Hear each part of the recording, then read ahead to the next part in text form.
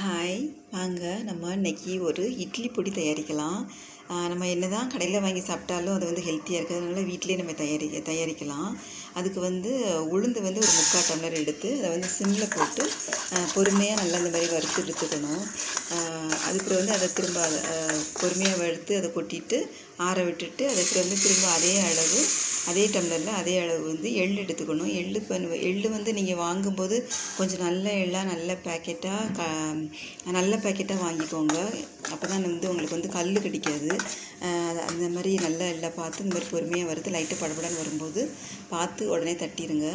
அதுக்கு பிறகு வந்து கொஞ்சமாக ஒரு 1/2 ஸ்பூன் வந்து காயப்பொடி அந்த மாதிரி லைட்டாக வறுத்துட்டு அதையும் கொட்டிடுங்க.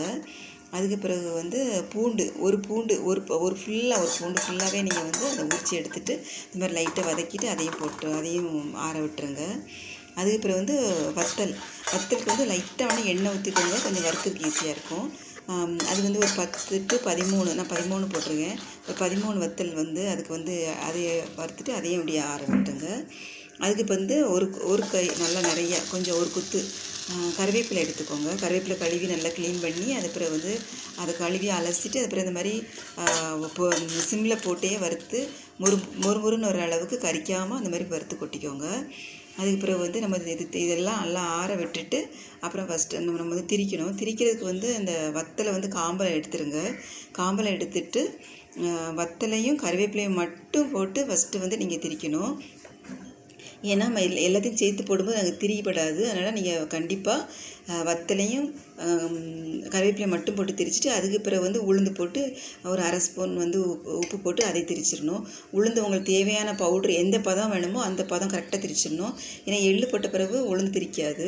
அது பிறகு எள்ளு போட்டுறணும். எள்ளு போட்டு அதையும் நல்லா திரிச்சிட்டு அதுக்கப்புறம் வந்து பூண்டு போடணும். பூண்டையும் போட்டு நல்லா திரிச்சிட்டு உப்புலாம் பார்த்துட்டு அதுக்கப்புறம் வந்து நீங்கள் இன்னும் கொஞ்சம் நல்லா திரிக்கணும். ஏன்னா எள்ளு வந்து இன்னும் கொஞ்சம் நல்லா திரிக்கும்போது அதில் ஒரு டேஸ்ட்டு கிடைக்கும். அதனால் நீங்கள் வந்து இன்னும் கொஞ்சம் நல்லா திரிச்சிட்டு அப்புறம் வந்து இந்த மாதிரி கொட்டி ஆற விட்டுறணும்.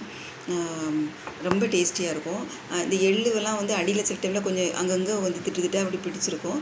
அதை கொஞ்சம் நல்லா ஈவனாக கொஞ்சம் நல்லா அப்படி நமக்கு இது பண்ணி விட்டுட்டு கலக்கி விட்டுட்டு கையை வச்சு லைட்டாக இது பண்ணிவிட்டு அப்புறம் ஸ்பூனை வச்சு நம்ம வந்து நல்லா அப்படி ஆற விட்டு கலக்கி அதுக்கப்புறம் நம்ம வந்து ஒரு பாட்டிலேருந்து இல்லைன்னா ஒரு சில்வர் பாத்திரத்தில் நம்ம அடைச்சி வச்சிடலாம்.